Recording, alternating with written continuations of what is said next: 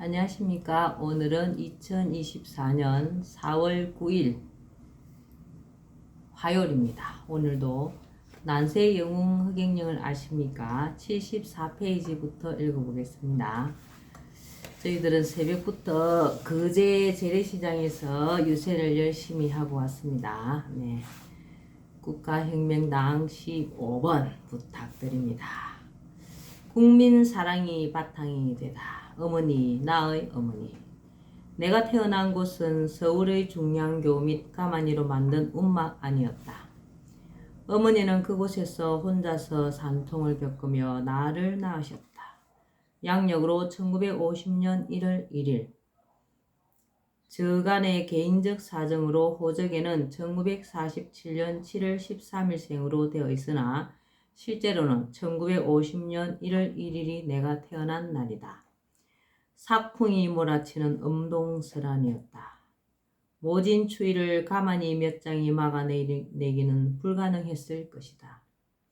살을 애는 추위 속에 아기를 낳다가 혼절한 산모와 갓 태어난 피투성이 그 아기, 누군가의 보살핌이 없었다면 산모도 갓난 아기도 무사하지 못했을 것이다. 어머니가 가만히 움막에서 지내게 된 것은 아버지 때문이었다. 아버지의 고향인 지수면 인근 마을의 조씨 가문 부잣집 딸로 부유한 집에 시집와 부러울 게 없으셨을 어머니. 한학을 배우고 글씨를 잘 써 동네 사람들에게 지방문 같은 것을 대신 써주기도 하셨다는 어머니.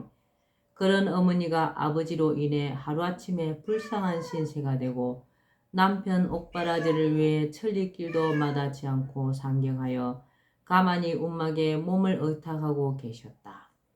어머니는 급하게 챙겨온 얼마간의 돈과 몸에 지닌 폐물은 기약 없는 아버지의 옥바라지에 쓰기 위해 아끼시면서 스스로는 인근 농가에서 일을 해주면서 끼니를 해결하고 아버지 매례를 다니셨다. 자신의 운명을 바꾸어 버린 아버지의 행동. 그러나 어머니는 아버지를 원망하지 않고 자신에게 내려진 가혹한 운명을 묵묵히 받아들였다. 어머니는 차가운 감옥에서 겨울을 보내는 남편을 걱정하며 밤마다 촛불을 켜놓고 기도를 했다. 일을 해주는 농가에서는 그곳에서 기거하라고 권했어도 굳이 가만히 움막으로 온 것도 남편을 위한 기도를 하기 위해서였다. 아버지는 이미 대법원 판결까지 난 기결수로 특별 사면 외에는 법적으로는 어떻게 할 도리가 없는 최악의 상황이었으나 어머니는 천우 신조의 기적을 기다리며 눈물로써 기도에 매달릴 수밖에 없으셨다. 어머니는 낮에는 농사일을 돕고 밤에는 움막에서 기도를 하며 기회가 될 때마다 아버지를 찾았다. 신비로운 꿈을 꾸고 난 이후 뱃속에 자리 잡은 새 생명은 점점 자라 배가 불러왔고 엄동설한 동짓달 15날 새벽녘에 산통이 시작되었다. 산통의 주기가 점점 짧아지면서 호흡이 가빠졌다. 움막 안은 가만히 틈 사이로 들어온 냉기가 살을 애는 듯하였다. 가쁜 숨을 몰아쉬며 아랫배에 힘을 주다가 어머니는 이내 혼절하고 말았다. 동력 하늘에 문동이 트고 철길 위로 사람들이 오가기 시작했다. 어디선가 우렁찬 아기 울음소리가 들려왔다. 먼 철길에 들러서던 한 사람이 발걸음을 멈추고 아기 울음소리에 귀를 기울였다. 철교 아래로 내려가니 가만히 움막에서 소리가 나고 있었다. 가만히를 젖히니 한 여인이 반드시 누워 쓰러져 있고 아기는 배 위에 엎드린 채 울고 있었다. 움막 안은 온기가 있었고 산모와 아기 위로는 이불이 덮여 있었다. 어머니는 찬바람과 인기척에 눈을 떴다.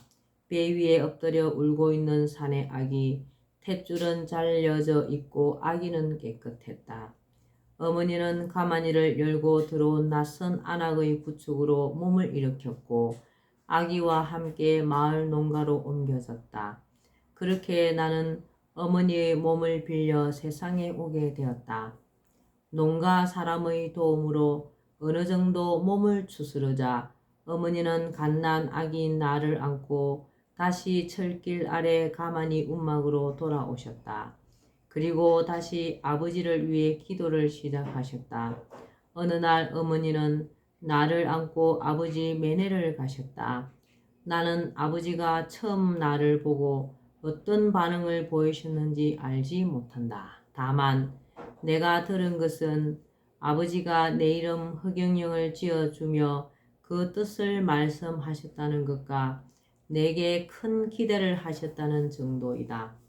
아버지가 사형대에서 돌아가시자 어머니는 아버지의 시신을 찾기 위해 백방으로 수소문했지만 뜻을 이루지 못하셨다. 그리고 6.25 전쟁이 터지면서 서울이 혼란에 빠지자 어머니도 어린 나를 안고 피난길에 올랐다. 고향에 돌아오신 어머니는 산후병이 심하셨다. 나를 낳을 때 한겨울의 냉기에 뼛속까지 스며든 데다가 산후조리도 제대로 할 수 없었기 때문이었다. 마을 사람들은 어머니의 병이 전염병일지도 모른다고 생각하여 나를 어머니와 격리해 옆방에 재우며 어머니 근처에 가지 못하도록 했다.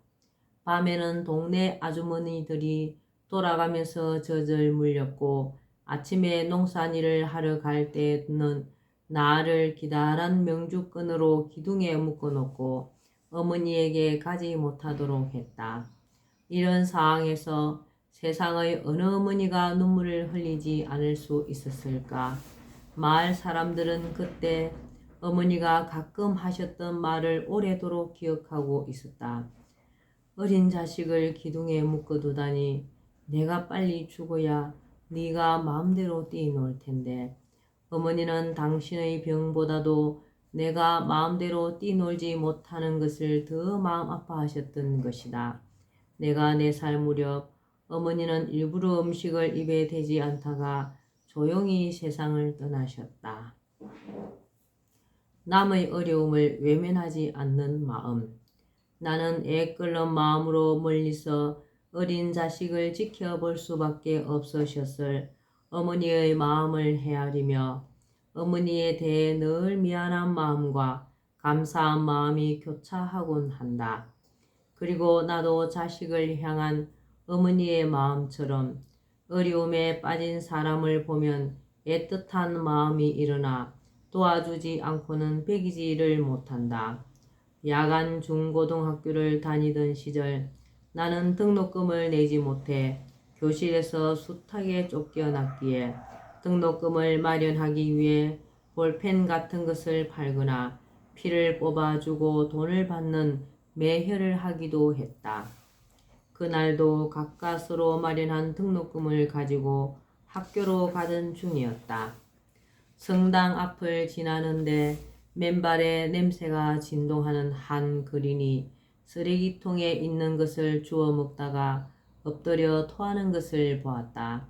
그런데 지나가는 사람은 물론이고 성당에서 나오는 사람들 누구도 그를 그들떠 보지 않았다. 나는 걸음을 멈추고 그린에게로 다가갔다. 오랫동안 씻지 않은 몸과 썩어 들어가는 발에서 냄새가 진동을 했다. 나는 힘들게 그를 들쳐업고 가까운 병원으로 달려갔다. 가까스로 마련한 등록금이 병원비로 다 사라진 것은 물론이었다. 나는 어린 시절 동네 아주머니들이 엄청나게 고생하며 살던 모습을 지금도 잊지 못한다.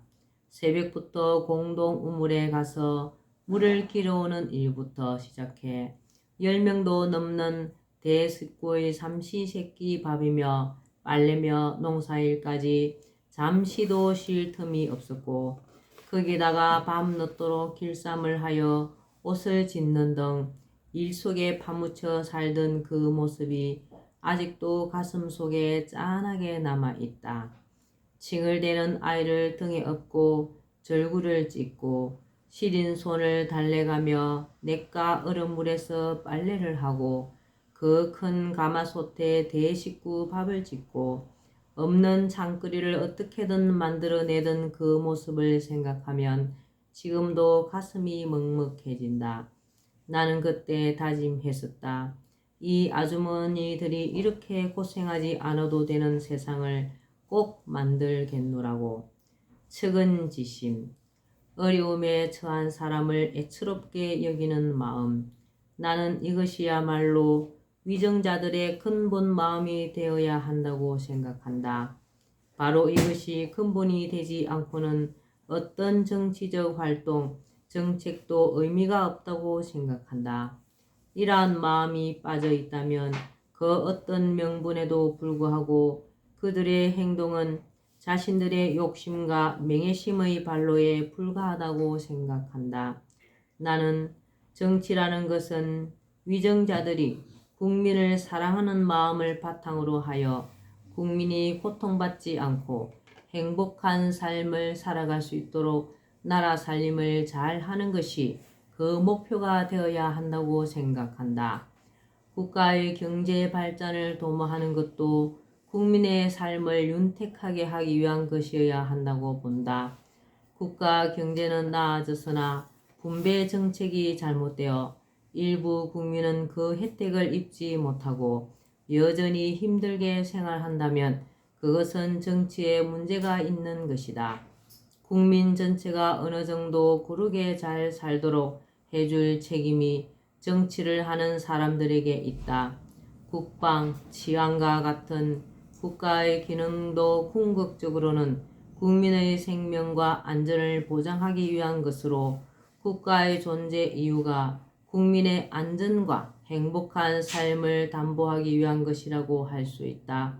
따라서 정치를 하는 사람들은 국민의 안전을 보장하고 국민의 삶을 안정시키고 편안하게 하며 국민이 삶의 수준을 높여갈 수 있도록 조건을 만들어주는 것이 최고의 목표가 되어야 한다고 본다. 그것이 정치를 하는 목적이 되어야지 권력을 잡아 자신들의 부를 이루거나 이름을 세상에 떨쳐보겠다든지 하는 사사로운 마음이 정치의 동기가 된다면 그것은 빗나간 목적이고 동기라고 하지 않을 수 없다. 국민들이 어려움에 처하지 않도록 법과 정책을 마련하고 곤경에 빠진 국민을 구하는 정책을 만들어 시행하는 것이 정치를 하는 사람들이 해야 할 일이다.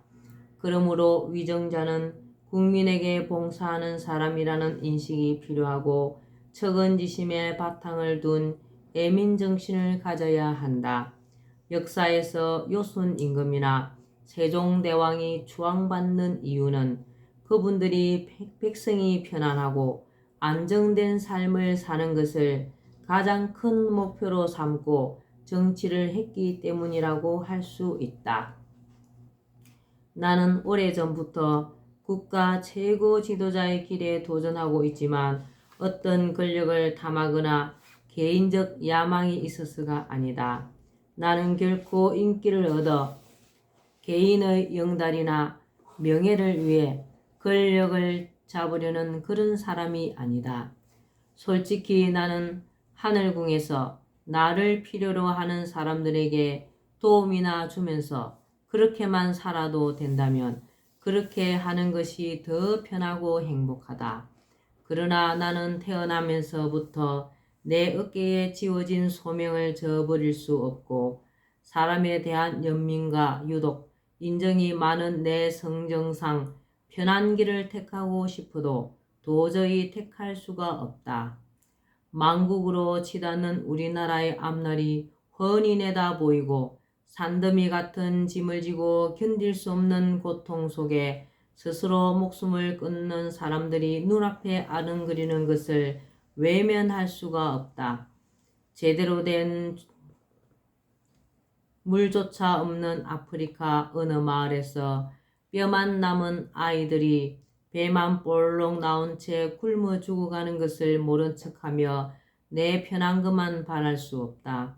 가난한 자식을 바라보는 어머니의 심정, 이것이 내가 사람들을 바라보는 마음이다. 권력에 대한 욕심 따위는 추호도 없다. 다만 목표를 실현시키려면 지도자 위치가 필요하기 때문에 국가 최고 지도자가 되려고 하고 세계 지도자도 되려는 것뿐이다. 지금까지 우리나라와 세계의 지도자들이 국민 모두가 잘 살 수 있고 생계로 고통받는 사람들이 없도록 해왔더라면 굶어 죽어가는 사람이 없도록 하고 세계의 평화를 정착시키고 환경을 지키기에 발벗고 나서 그런 문제들을 해결했더라면 굳이 내가 나설 이유도 없었을 것이다. 네. 난세의 영웅 허경영을 아십니까? 오늘은 여기까지 말겠습니다. 내일은 22대 국회의원 선거 투표일입니다.